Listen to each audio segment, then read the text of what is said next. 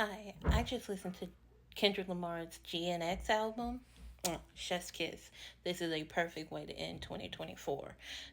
Between the obvious nods to the Latin community in Cali, to the obvious nods to the past and favorites and old classics, this album is a beautiful, beautiful antithesis of what I understand to be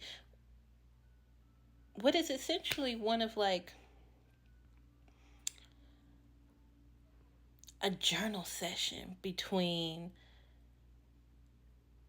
a patient and like therapist. There's even a part of the album where he sits down with his father and talks about his past life and what he's doing in his current life and how he's influencing people and how he's influenced people in his past. And it is so beautiful to see how he's trying to recommit himself to peace and love and doing what is best, but also having this side of him that he does not ignore and does not put down, but instead platforms and gives a voice. You can tell that this is somebody who has been through an immense amount of betrayal and trauma, who is not only trying to get past that, but alchemize it so that him and his family and his friends and other loved ones can live these beautiful, blessed lives as they go on. I mean, in one of his songs, he says that he literally wants it all because he deserves it all because he is trying his hardest to provide more to others. He acknowledges that the money, while it does bring him a sense of peace, it does not bring him joy and happiness. And I think that is such an important message to give it right now, especially when this world is being ran so pitifully by greed and disgust and everything else. At the beginning of the album, it opens up with the obvious song in Spanish. And even though I don't understand the words, and I did not look at the words ahead of time, there's almost this praise and worship and love in the music that every time, huh? That was my roommate and my best friend. She was telling me about dinner. Anyway, I wanted to talk about how the worship and love that you experience while listening to these Spanish influenced songs, it's not to say that he loves y'all or this fame. No, he's saying that he loves himself and his family and he respects where he comes from so much that he is going to try to find love and peace within himself to give to others because he doesn't want to ruin what he has, what he's worked so hard for, and what he plans on getting in the future. This is a man who is constantly battling himself or trying to balance himself in a world that seemingly wants to demean him and tear him down. I mean, with the opening song being about how his mural was defaced because people hated him and how he saw it coming, but also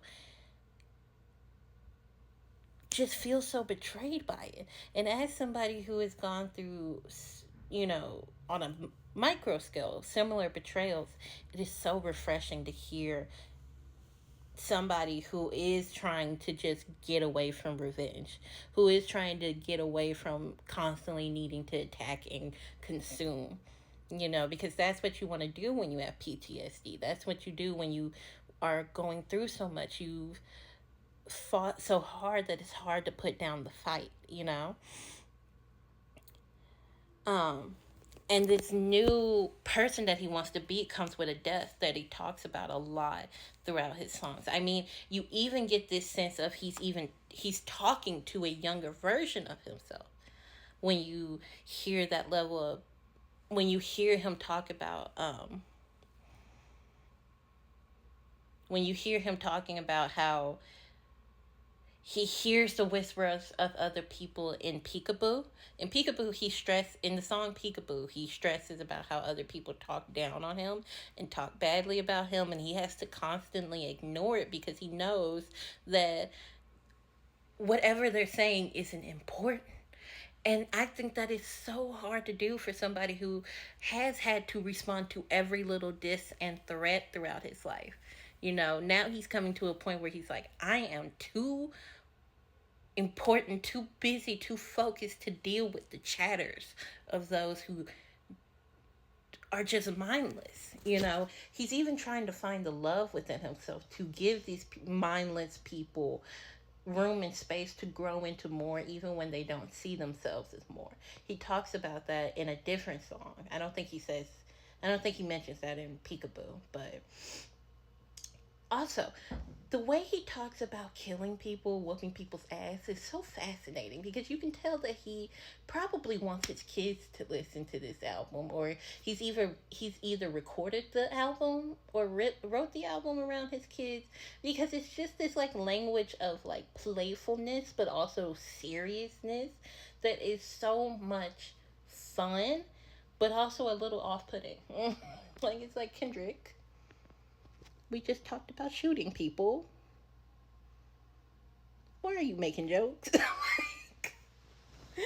it's such a fun it's such a fun album that comes with so many life lessons that you can tell he's still wrestling with, trying to keep his calm in the face of the fruitless and meaningless. Even when the meaningless is walking and talking and speaking badly on his name, he has to understand that he needs to rise above it, but he is so used to going below it. And I love that. I love that as somebody who's had to learn to just let people talk.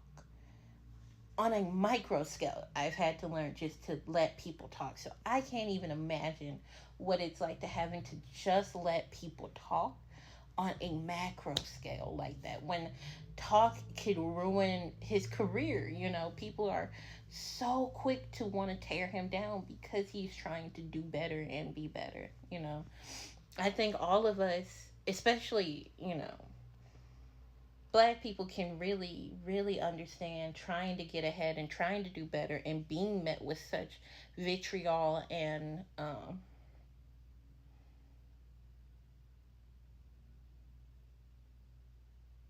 disingenuousness.